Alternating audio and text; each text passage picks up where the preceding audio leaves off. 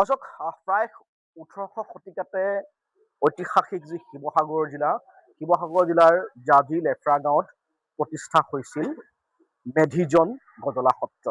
আৰু ইতিমধ্যে এই যি ঐতিহাসিক সত্ৰখনলৈ ১৯ জুলাই তাৰিখে জাজি নদীৰ যি বাঢ়নী পানী, এই বাঢ়নী পানীয়ে ইতিমধ্যে এই ঐতিহাসিক সত্ৰখনৰ সকলো সা সম্পত্তি নিঃশেষ কৰি লৈ গ'ল।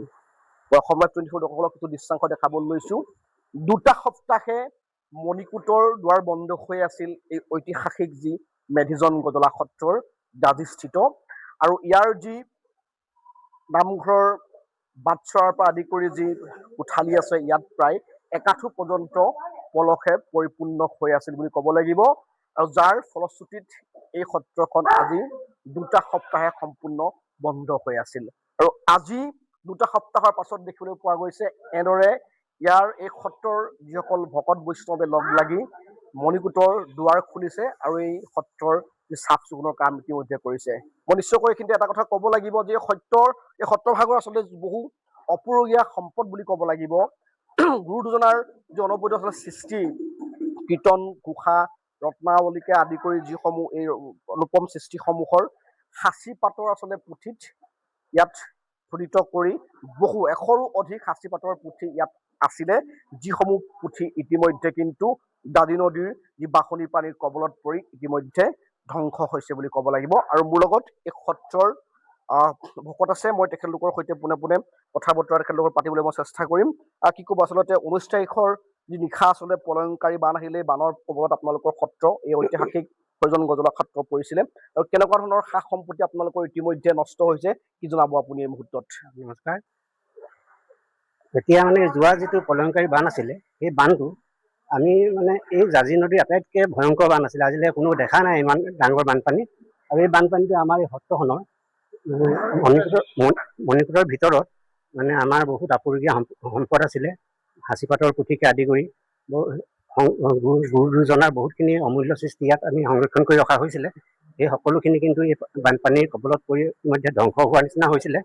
আৰু এই গোটেই কথাখিনি গুৱাহাটী বিশ্ববিদ্যালয়ৰ প্ৰাচীশ্বৰ ডাঙৰীয়াই গম পোৱাৰ পাছত তেখেতে দুজন বিশেষজ্ঞ ইয়ালৈ পঠাইছে, এই পুথিপাঁজিখিনি ভালকৈ সংৰক্ষণ কৰিবৰ কাৰণে। আৰু তেখেতসকলে ইতিমধ্যে আমি ইয়াৰ পৰা এই পুথিপাঁজিখিনি সত্ৰৰে এগৰাকী সত্ৰীয়া এই জাজি বৃন্দাবন চাৰিআলিৰ ওচৰত আছে, তেখেতৰ ঘৰতে এই গোটেই কামখিনি কৰি থকা হৈছে। আৰু বিশেষকৈ কি হ'ল, আমাৰ এই অঞ্চলটোত জাজি বানপানী ৰোধ কৰিবলৈ হ'লে এটা জাজি দাঁতিত আমাক এটা মথাউৰিৰ যথেষ্ট প্ৰয়োজন।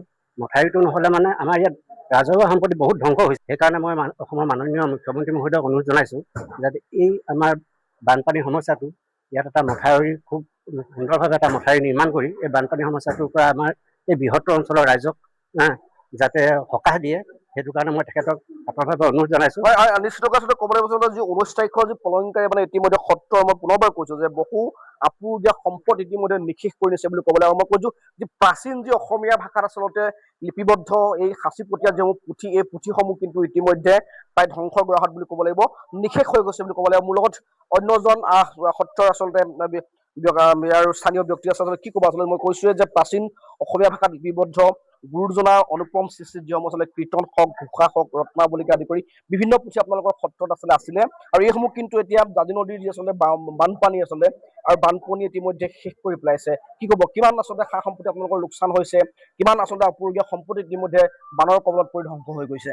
হয়, মই আপোনালোকক ধন্যবাদ জনাইছোঁ। প্ৰথমতে মই জনাব বিচাৰিছোঁ যে আমাৰ যিখন মেধিজন গজলা সত্ৰ ১৬০০ শতিকাতে মাজুলীত গজলা সতীৰ্থত স্থাপন হৈছিলে। আৰু পৰৱৰ্তী পৰ্যায়ত বানৰ আক্ৰমণত মাজুলীৰ পৰা আহি খনামুখত এই সত্ৰ স্থাপন হ'ল, আৰু তাতে শিষ্য প্ৰশিষ্যৰ সৈতে তাত আছিলে। আৰু তাত এটা সময়ত ব্ৰহ্মপুত্ৰৰ ৰঙা ৰাঙলী পানী আহিল। পানী অহাত তাৰ পৰা সত্ৰখনি প্ৰায় ১৮২৬ চনৰ পাছত ইয়াণ্ডাবু সন্ধিৰ পাছত এই অঞ্চললৈ আহিলে, জাজি অঞ্চললৈ আহিলে। গাঁওখন লেফেৰা গাঁও, শিৱসাগৰ জিলাৰ। তেতিয়াৰ পৰা এই সত্ৰখনে বিভিন্ন ঘাট প্ৰতিঘাটৰ মাজেৰে বিভিন্ন আপুৰুগীয়া সম্পদ, আপুনি ইতিমধ্যে উল্লেখ কৰিছে যে এই সত্ৰত প্ৰায় ১০০ৰো ওচৰা-ওচৰি সাঁচিপতীয়া পুথি আছিলে। আৰু ইয়াত ৰজাদিনীয়া, এই নামঘৰতে ৰজাদিনীয়া এভাগ ডবা আছিলে। তাৰপিছত ইয়াত আসন আছে, আপুনি দেখিলে গম পাব আসন আছে। কিন্তু যোৱা ১৯ জুলাইৰ যি বিভীষিকাময় পৰিস্থিতি, বানৰ যি বিভীষিকাময় পৰিস্থিতি, সেই বানে জাজি নৈ বলিয়া বানে এই অঞ্চলৰ সকলোকে ক্ষতিগ্ৰস্ত কৰাৰ লগতে সত্ৰখনি নামঘৰ আৰু ইয়াত থকা আপুৰুগীয়া সম্পদ সকলোখিনি পানীত ডুব গ'ল। পানীত ডুব গৈ এতিয়া যিখিনি আপুৰুগীয়া সম্পদ প্ৰায় আমাৰ এই সত্ৰত প্ৰায় 200-250 বছৰ ধৰি সংৰক্ষিত হৈ আছিলে, সকলোখিনি সা সম্পত্তি ইতিমধ্যে ধ্বংস হৈছে।